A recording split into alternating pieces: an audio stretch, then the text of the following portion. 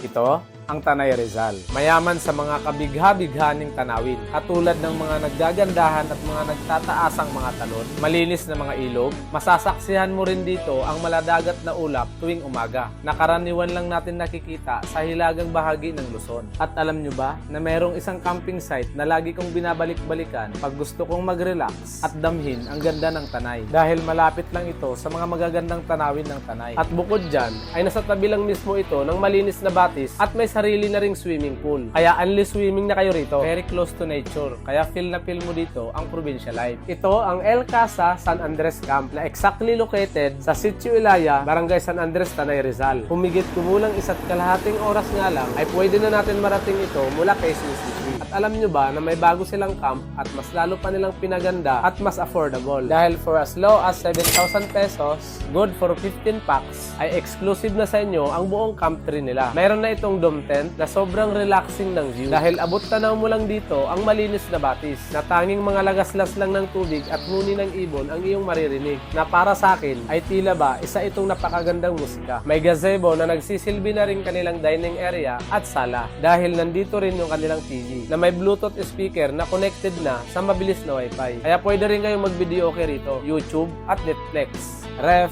griller, kitchen na may mga utensils na pwede nyong gamitin. May kubo na may 2 rooms para sa extra packs. Mayroon na rin silang high-end portable pool at may free access na rin sa malinis na batis.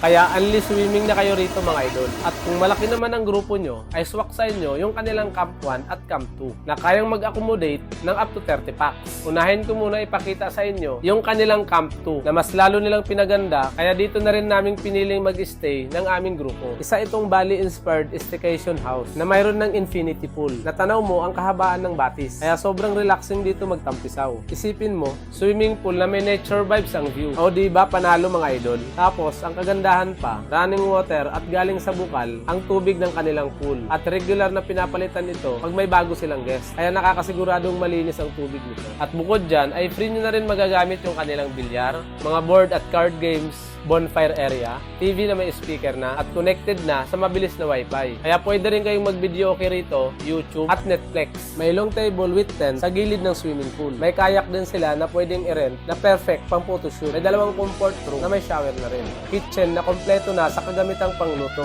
at pwede nyong gamitin habang kayo ay naka-stay rito. May dining table na napaka-aesthetic ng design. At ang gustong-gusto ko ang tambayan dito ay yung kanilang second floor na napaka-relaxing ng dating. Dahil tanaw mo rito ang ilog at ang swimming pool. Feel na feel ko talaga rito ang provincial life. At sobrang sarap talaga dito magkape, mapaumaga man o hapon. At napaka-native din ng dating ng kanilang room dito sa second floor na mayroon ng 3 double deck. At bukod dito ay may separate room pa sila na located naman sa ibabaw ng parking area nila na mas maluwag at naka-air condition na. At may extra pang 2 electric fan. At ito naman yung kanilang Camp 1. Kung anong amenities and activities offered ng Camp 2 ay ganun din dito sa Camp 1. Ang pagkakaiba lang nila mga idol ay may pagka-modern type itong Camp 1. Katulad na lamang itong kanilang 2-story staycation house na naka-glass wall na sa second floor at naka-dome tent na rin. The same lang din sila ng rate mga idol. Naka-solar powered na ang buong camp. Kaya may limit ang paggamit ng aircon para hindi nyo ma-experience ang electric shortage during sa stay nyo. Paalala lang mga idol na may dadaanan kayong rough road papasok dito at tatawid kayo sa maliit na sapa. Pero kayang-kaya naman ng 4 wheels. For booking and other details ay pwede po kayong mag-direct message sa kanilang Facebook page.